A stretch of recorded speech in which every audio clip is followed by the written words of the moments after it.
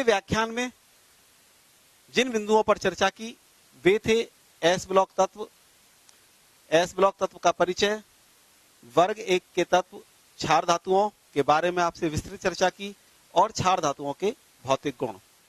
प्यारे बच्चों, जिन तत्वों की बाहरी कक्षा में एक या दो इलेक्ट्रॉन होते हैं और अंतिम इलेक्ट्रॉन एस उपकोष में प्रवेश करता है, एस ब्लॉक तत्व कहलाते हैं। इन तत्वों की बाह्यतम से अंदर वाली कोष पूर्ण रूप से भरी होती है, अर्थात उस कोष का अक्रिय गैस विन्यास होता है। एस ब्लॉक तत्वों को आवर्त सारणी के बाईं तरफ दो वर्गों में रखा गया है, वर्ग एक तथा वर्ग दो में।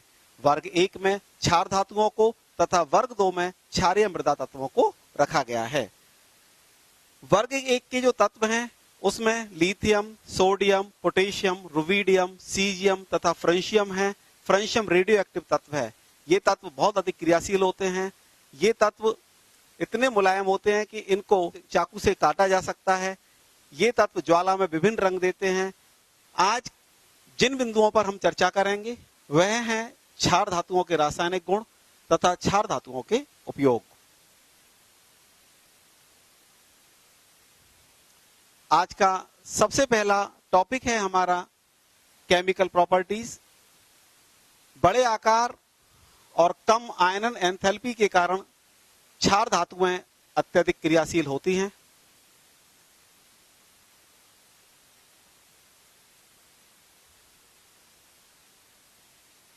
इनकी क्रियाशीलता वर्ग में ऊपर से नीचे जाने पर क्रम से बढ़ती है। देखिए, जो क्षार धातु हैं ये वर्ग एक है हमारे पास। वर्ग एक में lithium, sodium, potassium, rubidium, caesium, francium, ये जो धातु रखी हुई हैं इनमें सबसे ज्यादा क्रियाशील कौन सी है? सीजियम है। फ्रांसियम तो रेडियो एक्टिव तत्व है।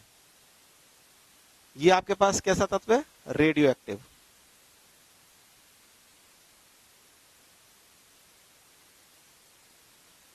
बाकी जो क्रियाशीलता अन्य तत्वों की है, लिथियम, सोडियम, पोटेशियम, रुबिडियम और सीजियम, अर्थात लिथियम से लेकर सीजियम तक बढ़ती है।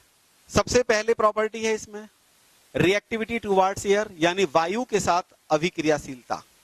क्षार धातु हैं, वायु की उपस्थिति में मलिन पड़ जाते हैं, मींस टार्निश हो जाती हैं, धुंधलापन इन पाया जाता है। क्यों? इसका रीजन है कि वायु की उपस्थिति में इन पर ऑक्साइड तथा हाइड्रोक्साइड की एक परत बन जाती है।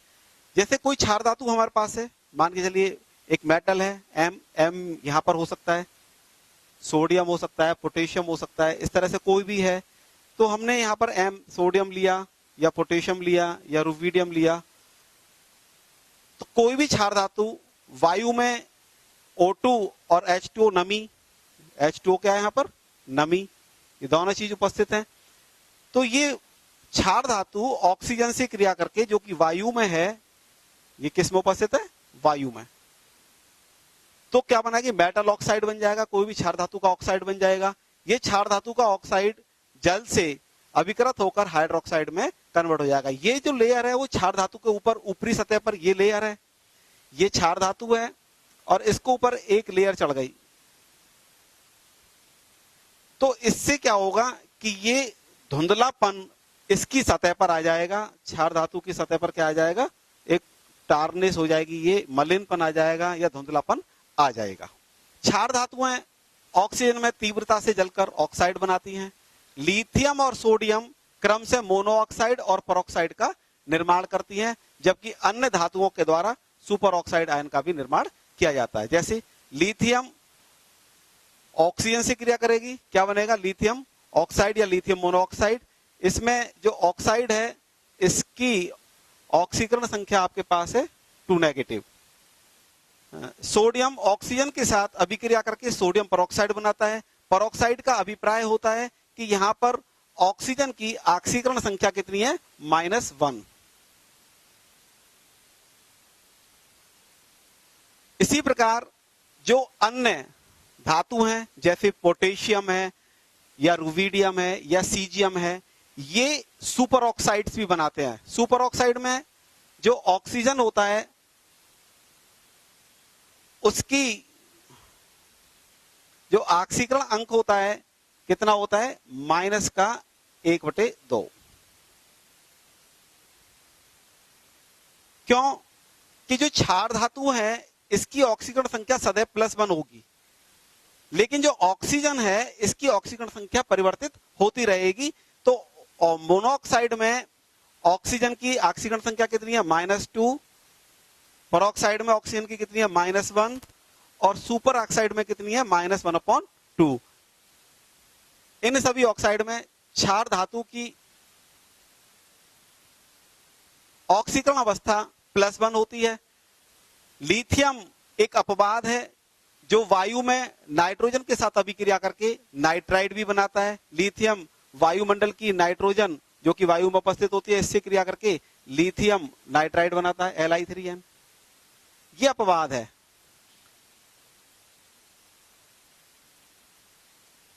बाकी जितनी भी क्षार धातुएं हैं उन सब की ऑक्सीडेशन स्टेट कितनी होती है +1 होती है। स्टोरेज कैसे किया जाता है, क्योंकि बहुत ज्यादा क्रियाशील होती हैं क्षार धातु, तो इनको हम केरोसिन ऑयल में, मिट्टी के तेल में हम इसको रखते हैं। इसके अलावा पैराफिन वैक्स में भी क्षार धातुओं को रखा जाता है। जल के साथ अभिक्रिया, क्षार धातु जल के साथ अभिक्रिया करके हाइड्रोजन गैस मुक्त करती हैं। हाइड्रोजन गैस की पहचान पॉप साउंड के द्वारा की जाती है। जैसे हमारे पास है सोडियम, जल से क्रिया करते हैं, हाइड्रोक्साइड बनेगा, सोडियम हाइड्रोक्साइड हो गया, प्लस हाइड्रोजन गैस निकलेगी जो पॉप साउंड के रूप में हमें सुनाई पड़ती है। इसको बैलेंस करते हैं, 2 की मल्टीप्लाई कर दी। अब हम ऑक्सीजन को बैलेंस करते हैं तो इस प्रकार हमें क्या मिल जाएगा, सोडियम हाइड्रोक्साइड।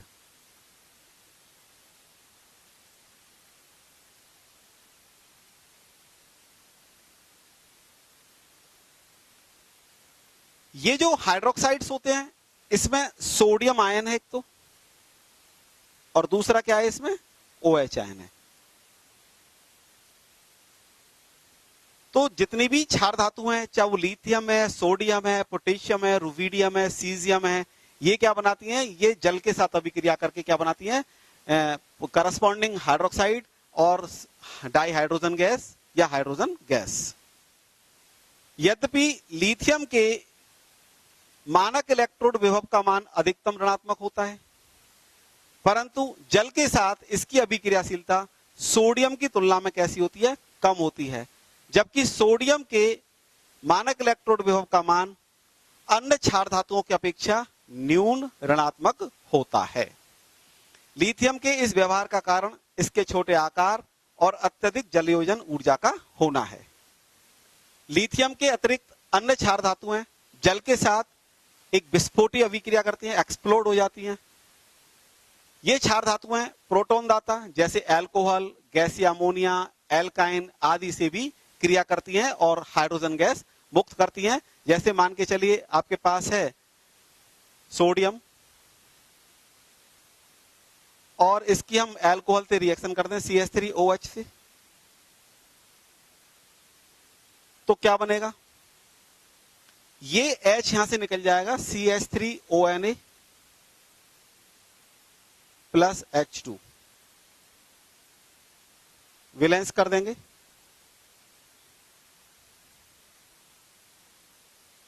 इस प्रकार सोडियम मेथॉक्साइड बन जाएगा।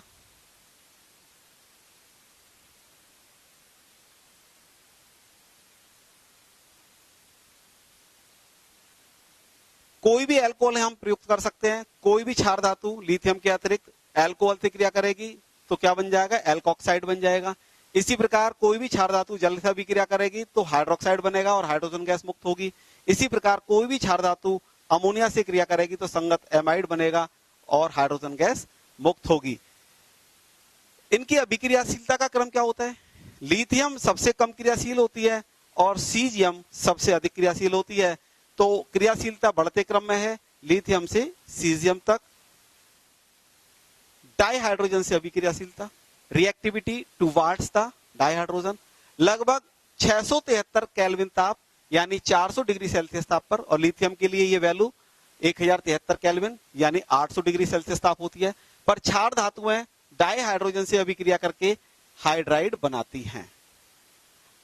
हाइड्राइड बनाती हैं। देखिए क्षार धातु हाइड्रोजन से क्रिया करके क्या बनाती है? हाइड्राइड बनाती हैं।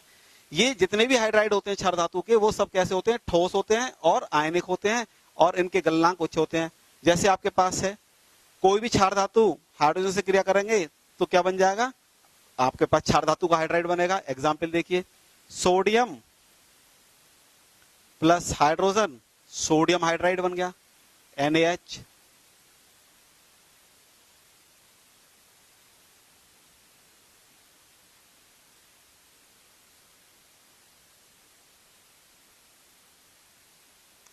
इसी प्रकार पोटेशियम हाइड्रोजन से रिएक्शन करेगा तो पोटेशियम हाइड्राइड बन जाएगा।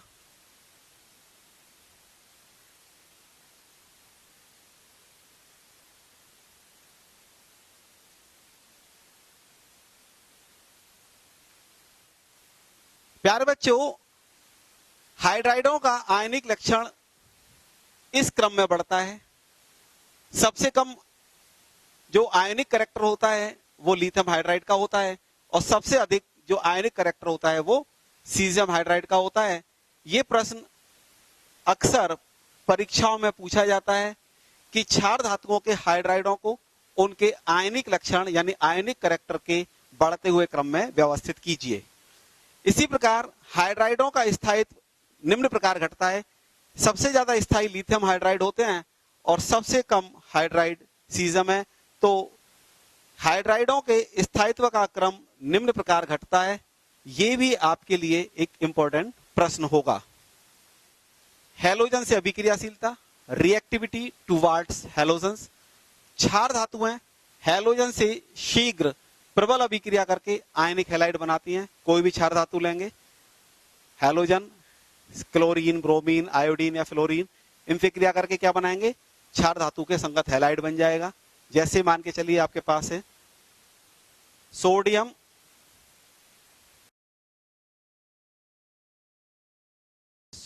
Chloride, sodium chloride. और एग्जाम्पल देखते हैं।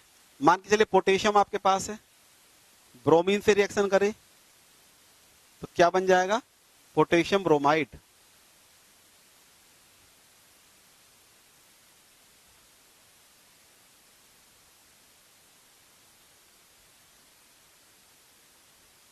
इस प्रकार क्षार धातुएं हैलोजन से अभिक्रिया करके संगत हैलाइड में परिवर्तित हो जाती हैं।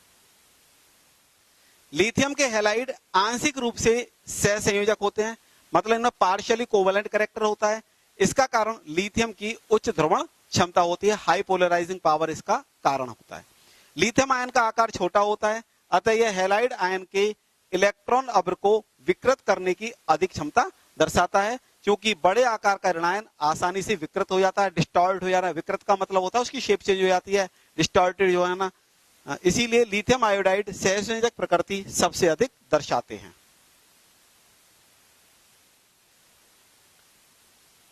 अगली प्रॉपर्टी है रिड्यूसिंग नेचर यानी अपचायक प्रकृति। क्षार धातु प्रबल अपचायक होती हैं। इनमें लिथियम प्रबलतम अपचायक और सोडियम दुर्बलतम अपचायक है।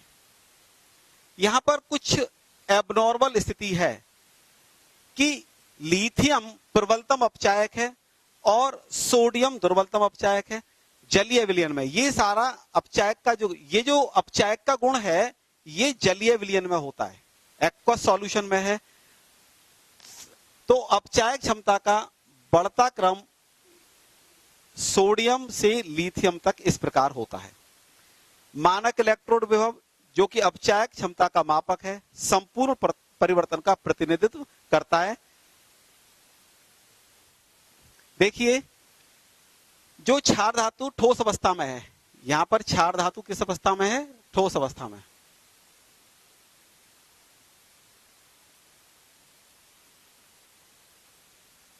तो इसको ऊर्ध्वपातित करके जब किसी ठोस को सीधे ही गैस अवस्था में बदला जाए, बिना द्रव में बदले, तो उस घटना को क्या कहते हैं? ऊर्ध्वपातन, सब्लिमेशन। तो ये क्षार धातु गैसीय अवस्था में आ जाएगी। किस अवस्था में आ जाएगी?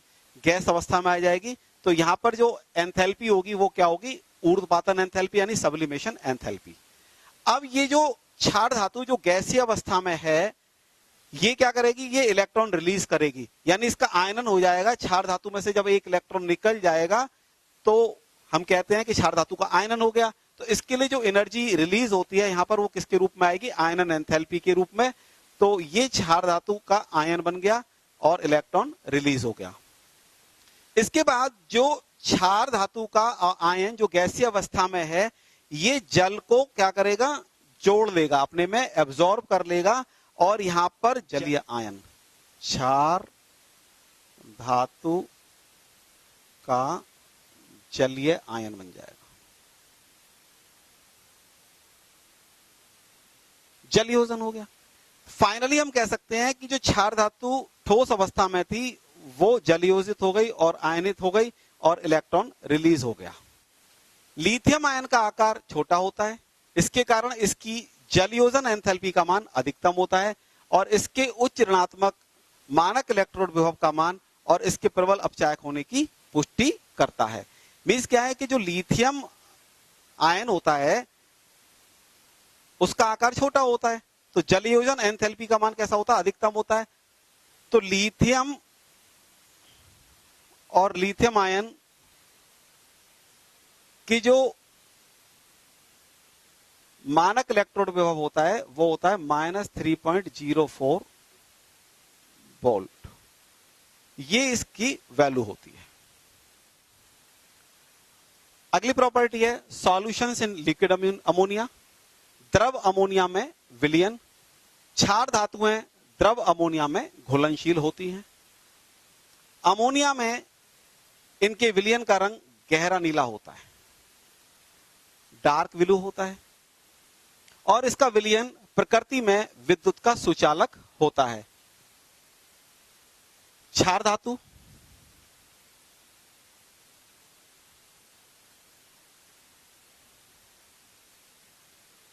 अमोनिया में जब डिसॉल्व की जाएगी, घोली जाएगी, तो गहरे नीले रंग का एक विलयन प्राप्त होगा। विलयन का जो नीला रंग होता है वो अमोनीकृत इलेक्ट्रॉनों के कारण होता है। ये अमोनीकृत इलेक्ट्रॉन है।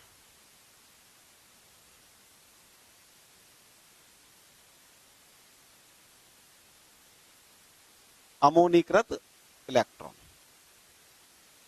जो दृश्य प्रकाश क्षेत्र की संगत ऊर्जा का अवशोषण करके विलयन को नीला रंग प्रदान करते हैं। अमोनीकृत विलयन अनुचुंबकीय होता है, पैरामैग्नेटिक होता है। क्यों होता है? इसमें अयुग्मित इलेक्ट्रॉन होते हैं। ऑड नंबर ऑफ इलेक्ट्रॉन्स जहां होता है वहां पर पैरामैग्नेटिक बिहेवियर होता है। इसीलिए जो ये नीला जो अमोनीकृत विलयन है ये क्या है, ये पैरामैग्नेट होता है। लेकिन कुछ समय के पश्चात जब इसको कुछ समय के लिए छोड़ दें तो हाइड्रोजन मुक्त हो जाता है और हाइड्रोजन मुक्त होने के बाद एमाइड बनता है। एमाइड बन जाएगा। इस तरह से हाइड्रोजन मुक्त हो जाएगी, एमाइड बन जाएगा, जो आपके पास क्षार धातु का एमाइड।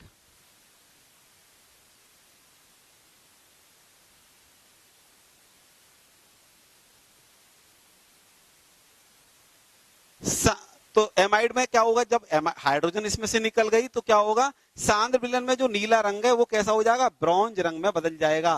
ब्रॉन्ज रंग जैसे कॉपर का सा कलर होता है इस तरह के कलर में बदल जाएगा और विलयन की जो मैग्नेटिक नेचर है वह भी बदल जाएगी। विलयन की मैग्नेटिक नेचर यहां पर पैरामैग्नेटिक से डायामैग्नेटिक हो जाएगी, अर्थात अनुचुंबकीय से प्रतिचुंबकीय हो जाएगी। आज का हमारा दूसरा जो बिंदु चर्चा का है वह है क्षार धातुओं के उपयोग। क्षार धातुओं के दैनिक जीवन में प्रत्यक्ष या अप्रत्यक्ष रूप से बहुत सारे उपयोग होते हैं। इनमें से कुछ उपयोगों का हम आपके सामने वर्णन कर रहे हैं। लिथियम का उपयोग महत्वपूर्ण मिश्र धातुओं के निर्माण में होता है। जैसे लेड के साथ यह श्वेत धातु व्हाइट मेटल बनाता है जिसे इंजन की वेयरिंग बनाई जाती है। एल्यूमिनियम के साथ मिलकर लिथियम उच्च शक्ति का मिश्र धातु बनाता है जिसका उपयोग वायुयानों के निर्माण में किया जाता है। मैग्नीशियम के साथ लिथियम की मिश्र धातु का उपयोग कवच प्लेट आर्मर प्लेट बनाने में किया जाता है। लिथियम का उपयोग ताप नाप के अभिक्रियाओं के अतिरिक्त वैद्युत रासायनिक सेलों में भी होता है। सोडियम का उपयोग सोडियम लेड मिश्र धातु के निर्माण में होता है, जो टेट्रा एथिल लेड तथा टेट्रा मैथिल लेड के निर्माण के लिए आवश्यक है। क्या होते हैं टेट्रा मैथिल लेड और ये? C2H5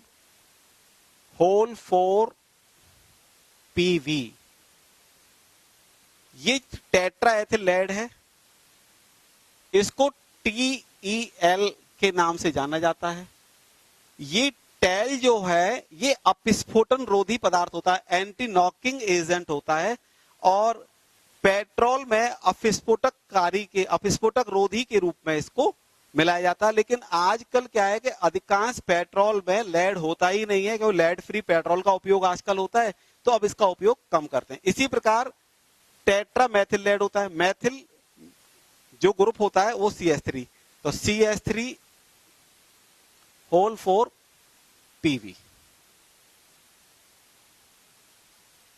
द्रव सोडियम धातु का उपयोग नाभिकीय रिएक्टर में शीतलक यानी कूलेंट के रूप में होता है। यह बहुत ज्यादा इंपॉर्टेंट है, क्योंकि नाभिकीय रिएक्टर में शीतलक के रूप में द्रव सोडियम धातु का उपयोग किया जाता है। जैवीय क्रियाओं में पोटेशियम की महत्वपूर्ण भूमिका है। पोटेशियम क्लोराइड का उपयोग उर्वरक के रूप में किया जाता है। पोटेशियम क्लोराइड उर्वरक के रूप में। पोटेशियम हाइड्रोक्साइड का उपयोग मृदु साबुन के निर्माण में और कार्बन डाइऑक्साइड के अवशोषक के रूप में भी होता है। सीजियम का उपयोग फोटो इलेक्ट्रिक सेल बनाने में किया जाता है।